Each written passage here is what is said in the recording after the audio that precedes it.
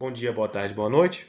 Eu sou João Daniel e a aula de hoje será sobre química orgânica, mais especificamente o estudo dos hidrocarbonetos.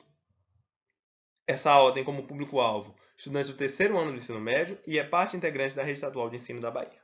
Afinal, o que são hidrocarbonetos? O próprio nome já nos dá um norte do que vem por aí. Hidro mais carboneto.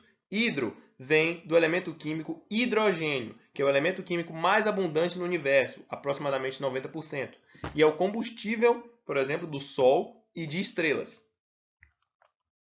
Já carboneto vem do elemento químico carbono, que é a base para as moléculas da vida, como, por exemplo, alguns hormônios como testosterona, estrogênio e outras moléculas que constituem os seres vivos.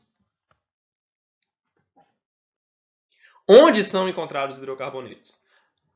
As fontes naturais de hidrocarbonetos são, em sua maioria, poços de petróleo e regiões pantanosas. Em regiões pantanosas, eles são encontrados na forma de gás natural ou gás do pântano, que é uma mistura de metano, etano e outros hidrocarbonetos gasosos leves.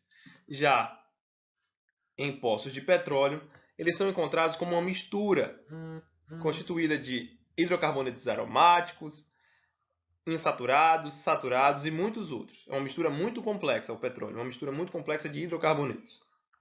Hidrocarbonetos também podem ser encontrados, como foi proposto em 1937 pelo escritor brasileiro Monteiro Lobato, no sítio da Dona Benta.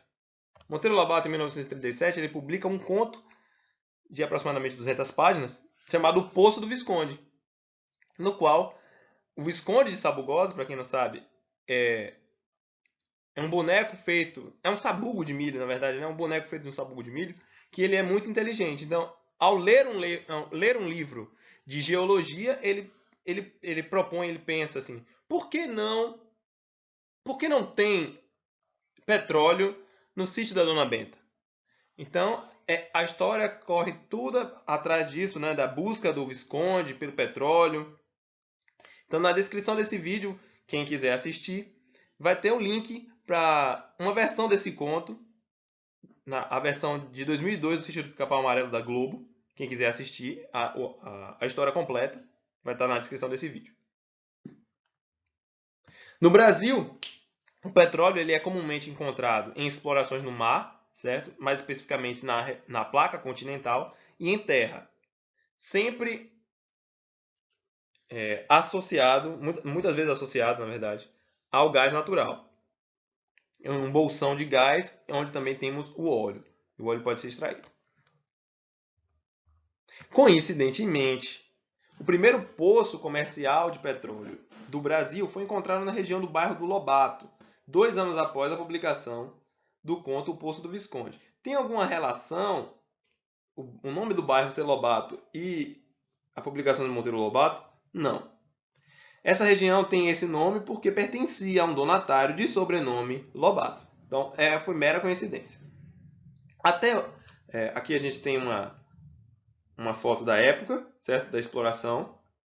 E até hoje, no local ainda se encontra petróleo. Como vocês podem ver nessa notícia de 2013. Uma moradora foi fazer a ampliação da sua casa e acabou encontrando petróleo. Então, ainda se explora petróleo nessa região? Não. Por quê?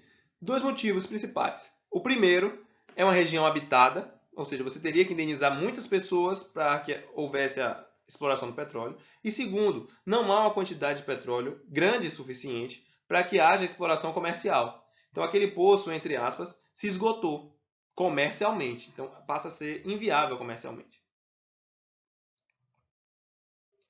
Aí, falar de Monteiro Lobato, eu já citei Monteiro Lobato, citei o bairro do Lobato, vale lembrar, né, que o escritor brasileiro Monteiro Lobato ele foi um grande incentivador da prospecção e exploração de petróleo em território nacional. Ele passou um tempo morando nos Estados Unidos e observou que a exploração do petróleo nos Estados Unidos foi o que permitiu a emancipação política e econômica daquele país. Então, ao analisar toda uma questão política, geológica, e observar que nos países vizinhos, como por exemplo Venezuela, Argentina e outros, já havia se iniciado a exploração do petróleo, por que não no Brasil também? Então, ele passa a provocar o governo na época, com a publicação O Poço do Visconde e mais uma outra que a gente vai ver um pouco mais à frente, para que houvesse a exploração no nosso país. Então, ele agita a população a falar sobre o petróleo em uma publicação também no mesmo ano de O Poço do Visconde, né, de 1937, que é o escândalo do petróleo.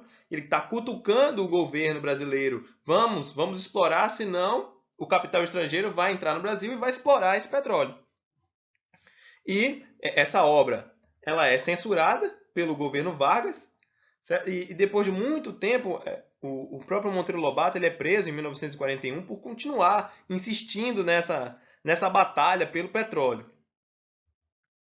Só que aí, em 1946, só para vocês terem uma noção, Getúlio Vargas passa a utilizar o slogan "O petróleo é nosso" para se eleger.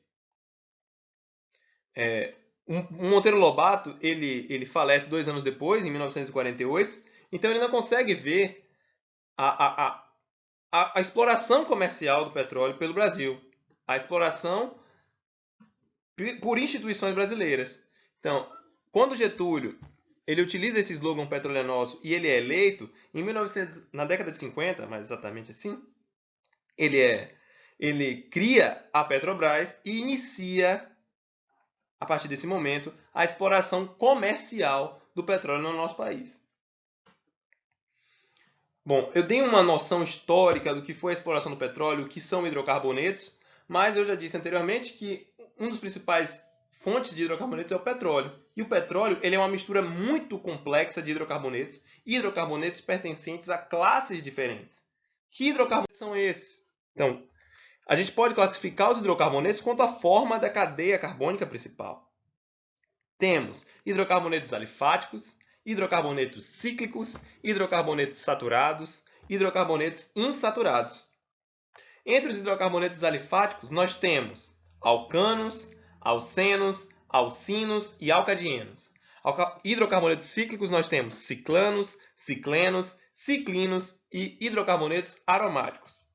Saturados, nós temos alcanos e ciclanos, e hidrocarbonetos insaturados, nós temos alcenos, alcinos, alcadienos, ciclenos, ciclinos e aromáticos. Bom, ufa, né? Ufa! São muitas classes de hidrocarbonetos.